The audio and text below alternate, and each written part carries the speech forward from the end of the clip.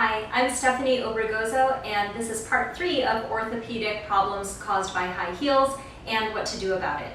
Today's corrective stretch is going to be a quad stretch, and the corrective exercise is going to be a kettlebell deadlift. So the thing that we want to make sure to do when talking about correcting posture caused by wearing high-heeled shoes is that the quad muscles in the front of the thighs tend to get very short and tight. And when the quad muscles are tight, if you try to do an exercise for the posterior chain, like a hamstring glute exercise, the short, tight quads can actually inhibit the function of the muscles in the back of the legs. So using this as a corrective stretch, we are going to lengthen the muscles in the front of the thighs before we attempt to strengthen the muscles in the back of the thighs. So ladies, if you have toenail polish on, make sure you put on a pair of socks before you do this stretch in your home, or you will streak the wall with nail polish. So I'm going to stretch my right quad. So I'm going to come down onto all fours and place my right shin up against the wall with my knee down. And I want to get that shin as vertical as possible, so your toes will be untucked here. Move your hands out of the way. Step the other foot forward into a split kneeling position. And then placing both hands on the top of that left thigh, just slowly start to straighten the torso up. Okay, so from this position, my heel is actually slightly to the outside of my glute. Now I'm going to walk my left foot a little bit to the left and tuck my tailbone and just hold this position for about 30 seconds. To intensify the stretch, you can lengthen that right arm up towards the ceiling, getting as tall as you can. Now, to show you a side view and an alternative way to do this stretch, using a sofa, if you have a foot that tends to cramp, you can do the exact same stretch, placing the knee down and then resting the toes over the edge of the sofa or over a bed, and then stepping that other foot forward, hands up top to the thigh. Take a deep breath in, and on the exhalation, start to slowly straighten that torso up.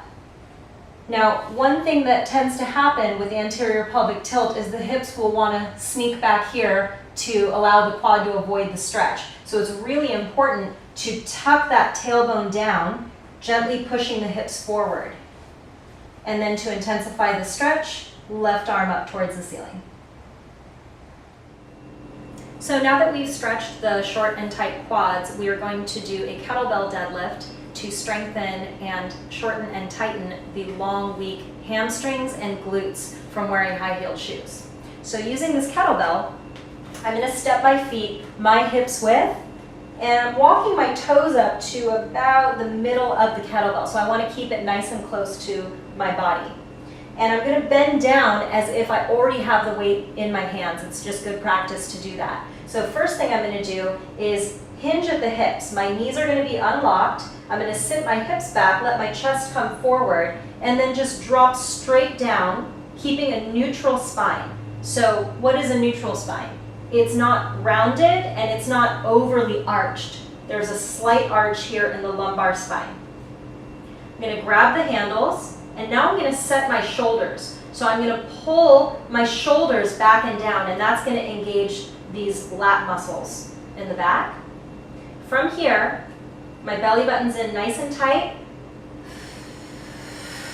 Exhaling, keeping the abdominals tight as I come up. Inhale at the top. And then drawing the navel in. 2 counts to come back down. Hinging at the hips. Squeezing the glutes at the top of the movement. I'm just looking straight ahead, shoulders pulled back. Hip hinge back. Nice neutral spine. Exhaling, coming up.